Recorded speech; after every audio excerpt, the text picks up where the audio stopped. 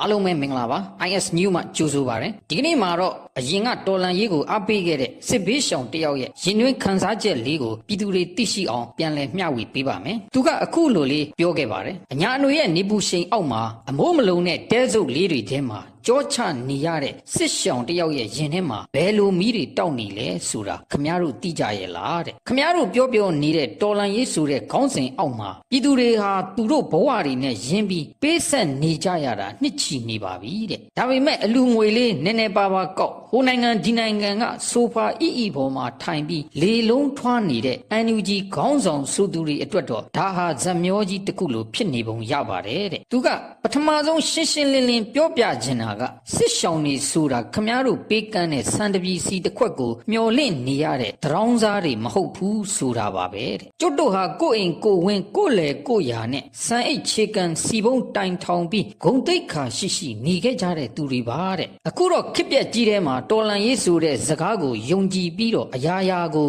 စရေခဲ့ကြရပါတယ်တဲ့ခမားတို့ပေးတဲ့အလူငွေလေးတွေကစင်ပါဆက်နှမ်းပတ်တလောက်တောင်မရှိပါဘူးတဲ့ဒါကိုပဲဟုတ်လာပြီမှတ်ပြီးလူမှုကွန်ရက်ပေါ်မှာကဲတင်ရှင်ပုံစံဖမ်းနေတာတွေကစစ်ရှောင်တွေအတွက်တော့ရဲစရာပြက်လုံးတစ်ခုလိုပါပဲတဲ့မဟောတထာသားတရားစီရင်ခန်းမှာမိခင်ရင်ဖြစ်သူကသူကလေးကိုနာကျင်မှာစိုးလို့လွတ်ပေးခဲ့တယ်လို့မျိုးခမားတို့မှာကျွတ်တို့ဒုက္ခတွေကိုစာနာပြီးမဖြစ်နိုင်တော့တဲ့ဒီတော်လန်ရေးကြီးကိုစွန့်လွတ်ဖို့ရောစိတ်ကူးမရှိကြတော့ဘူးလားတဲ့မြို့တွေတော့သိမ်းခဲ့ကြတယ်ဒါပေမဲ့အဲ့ဒီမြို့တွေမပြတ်စီးအောင်ပြည်သူတွေရဲ့အိုးအိမ်တွေမဆုံးရှုံးအောင်ကာကွယ်ပေးနိုင်တဲ့အင်အားနဲ့စီမံခန့်ခွဲမှုကြတော့ခမားတို့မှာရှိမနေဘူးတဲ့ဂျားထဲမှာအဖက်တင်ကြံရစ်တာကတော့ပြည်သူတွေရဲ့တသက်လုံးစုဆောင်းထားသမျှအရင်အမြစ်တွေဆုံးရှုံးသွားခဲ့တာပါပဲတဲ့ခမားတို့တိုက်ပွဲခေါ်တိုင်းပြည်သူကတာဝန်ကြည်ခဲ့ပါတယ်အလူခံရင်ထဲ့တယ်ဂရုချင်းတူးဆိုတူးပေးခဲ့တယ်ရုပ်စွအဆုံးများသားသမီးတွေကိုတောင်တော်လန်ရေးရဲဘော်အဖြစ်နဲ့ယုံကြည်ပေးအပ်ခဲ့ပါတယ်တဲ့ဒါပေမဲ့ခမားတို့ကတော့တာဝန်မကြည်ခဲ့ဘူး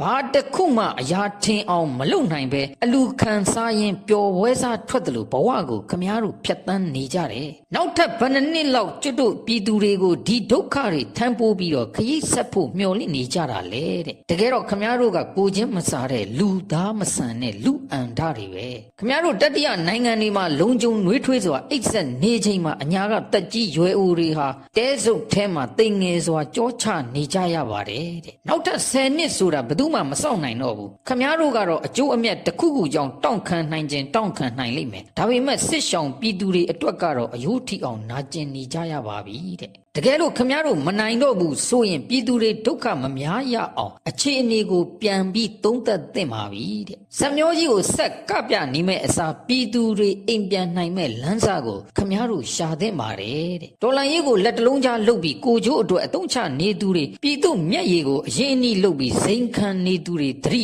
ထားဖို့ကတော့ပြည်သူတွေရဲ့ကြိမ်စာဟာခမားတို့ရဲ့မျိုးဆက်တွေအထိလိုက်နေလိမ့်မယ်ဆိုတာပါပဲတဲ့အခုလိုတောင်ကြိမ်စာတိုက်သွားခဲ့ပါသေးတယ်ပြည်သူကတာဝန်ကြေခဲ့တဲ့လောက်ခမားတို့ရဲ့တာဝန်မကြေမှုတွေအတွက်တမိုင်းကခမားတို့ကိုခါတီးစီရင်ပါလိမ့်မယ်ဆိုပြီးသူ့ရင်တွင်ခန်းစားချက်တွေရင်ဖွင့်သံတွေကို IS New ကနေပြီးတော့ထပ်ဆင့်တင်ပြပေးလိုက်ရပါတယ်ခင်ဗျာအခုလိုနားဆင်ပေးတဲ့အတွက်အားလုံးကို IS New မှာကျေးဇူးတင်ပါတယ်